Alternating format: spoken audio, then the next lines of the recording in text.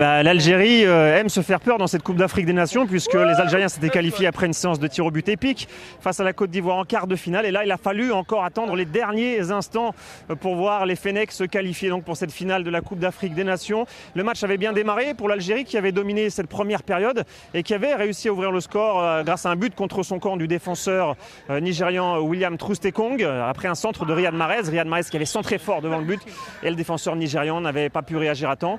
Ensuite, en deuxième période, l'Algérie a commencé à reculer, le Nigeria en a profité et sur une frappe anodine de Etebo, une frappe anodine de Etebo déviée par Aïssa Mandi, le défenseur de la main, le VAR est intervenu, l'arbitre est allé consulter la vidéo et il a décidé d'accorder un penalty au Nigeria, un penalty transformé par Odion Ighalo, l'attaquant nigérian. Il est devenu le meilleur buteur seul de cette Coupe d'Afrique des Nations avec 4 buts marqués.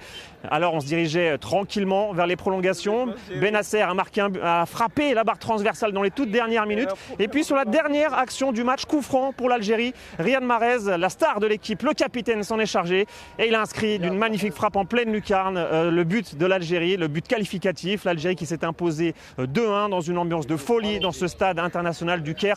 Près de 10 000 supporters algériens étaient réunis et vous les voyez autour de moi, ils sont encore tout émus, ces supporters algériens, de la qualification de l'Algérie. L'Algérie qui va disputer la 3e finale de Coupe d'Afrique des Nations dans son histoire.